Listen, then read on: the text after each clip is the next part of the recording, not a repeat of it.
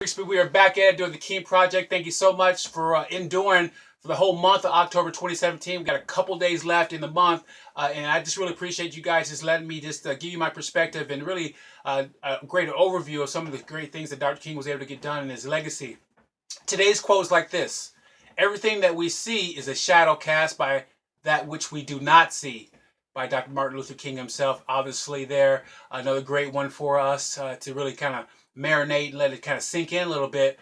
But today, I really want to talk about his early childhood a little bit. You know, a couple of random things that Dr. King was a part of and experienced, and I think really helped him mold himself into what he was able to do and what we now know who he is as far as what he done in our history. I really want to start with 1939, as he was a 10-year-old young man. He, in his choir, was asked to perform at the world premiere in Atlanta, Gone with the Wind. And there was a 60-person choir that Dr. King was a part of. And Dr. King was a very talented singer. He was known for singing at other churches and going around. His mom took him around, and he must have had a great voice, which I did not know that he did. He was actually a local favorite for singing the song "I Want to Be Like Jesus." So that was something that I ran across and I thought was kind of cool. Also, you know, even though that religion and the church was really a core foundational piece for Dr. King and his family, he was really surprised as a young man that how his family and how his community just never questioned scripture, never really questioned the sermon, and never really questioned what they were all about and what their core beliefs were about, despite all the things that were going on outside the church and in their community. And I just thought that was interesting because it seems like throughout his career, throughout his legacy, he really led with philosophical motives as opposed to religious ones to really have change and really motivate others to change for the greater good. So I just thought that, and one of the things that I found, it seemed like, he felt that his religious standard as being a minister was something that was an obligation. His great grandfather was a Baptist minister, his grandfather was a Baptist minister, his father was a Baptist minister, his only brother was a Baptist minister. So it kind of seemed like he was part of the family tradition that he was a part of. His early childhood school years seemed really undramatic. When it comes to what he was doing, he went to Atlanta University Laboratory High School, which it closed, and then he ended up going to the Booker T. Washington High School and finishing up there.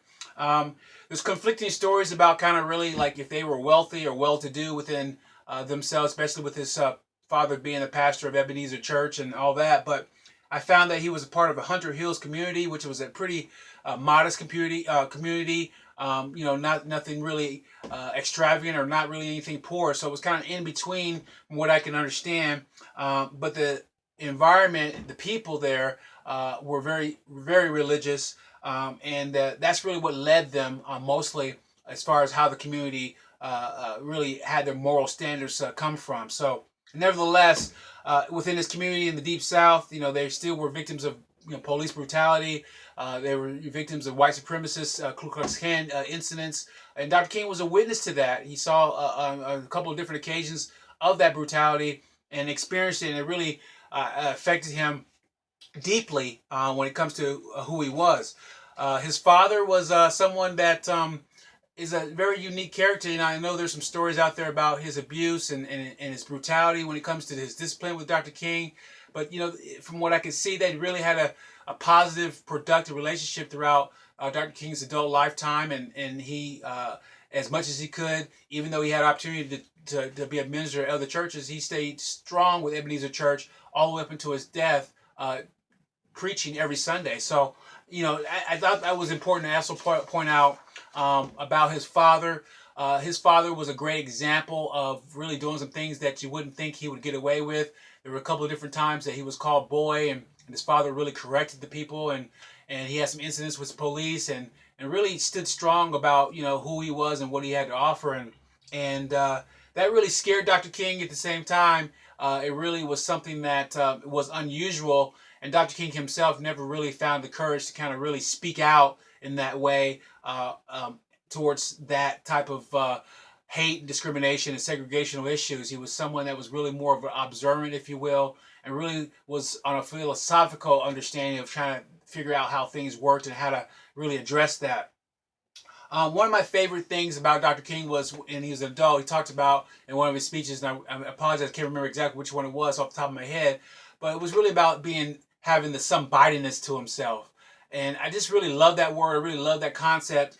And he really got that from his mom. At an early age, she really instilled that because I think she had to, based on kind of their situation in the Deep South, based on kind of really their roles in the church, the somebodyness about her, somebodyness about how she instilled that to Dr. King, I really think helped him psychologically really attack and really take back some of the indignity and some of the abuses and some of the things that they sustained, and really a lot of the moral conversations that Dr. King mentioned that he had with his family really stuck out in my mind. His parents, and I quote, always said, "My parents would always tell me that I should not hate the white man, but it was my duty as a Christian to love him." And again, from what I got, he really led with a philosophical approach as opposed to a religious approach when it comes to the change that he was done. So I just thought that was a really important thing to highlight, that was something that still, even though he didn't lead with it, that it was something that was really all about who he was, as well as the nonviolence, as well as some of the different things that he also spoke on. I got a sense of pride from what I understand when he expressed that when it comes to how the psychological warfare that they were able to kind of really endure and overcome in the Deep South was something that really molded him to who he was today.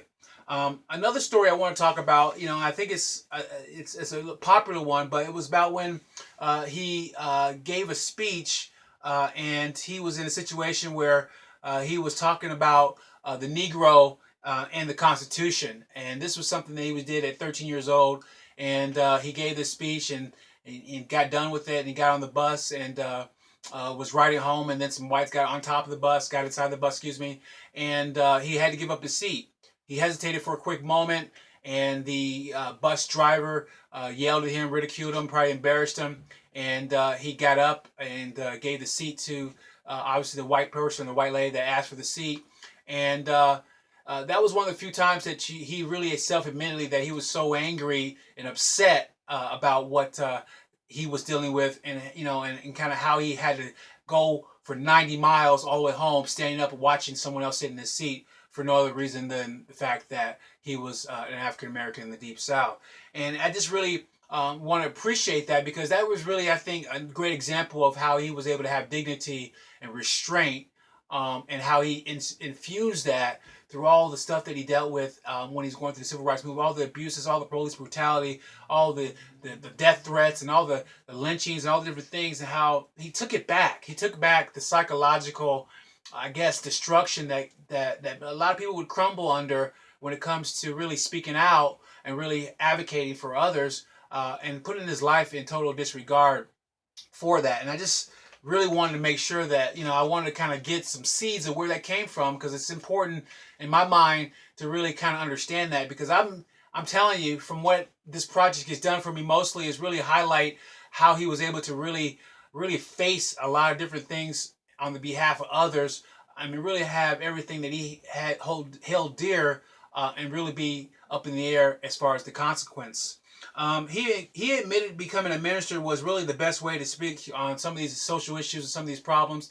His great grandfather, his grandfather, his father, his brother, they were all ministers. So it was kind of something that, it was inherited, or an expectation, I'm sure, or a certain type of pressure to really follow along suit when it comes to really having that role. But I thought that was interesting that he did highlight that and mention that at some point in time as an adult. So I just think that Dr. King, and some of these different instances that he, obviously was a witness to. His father was someone who really, again, was a unique character back at the time that he was a child as well. His father, was called boy several different times from different people and treated a certain way based off segregation and discrimination, and he spoke out against it every single time he had an opportunity to, almost going out of his way to make a point, and that really led to a lot of people's death, and retaliation by the systematic things that were in place in the Deep South.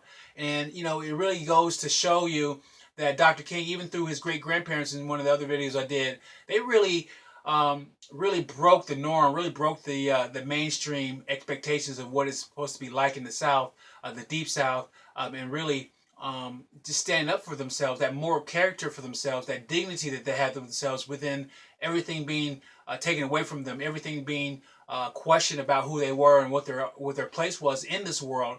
And I just thought that was a really special thing, and I really wanted to highlight those little couple of incidents so you can really appreciate a lot of the great things that he did later on in life. Chuck Grigsby, GED Worldwide. I really hope you guys are enjoying this. We only got 1 or 2 videos left based off this one that I'm doing now, based off October 2017. And I thank you all for the support you've been giving me on this project. Thank you so much, and take care.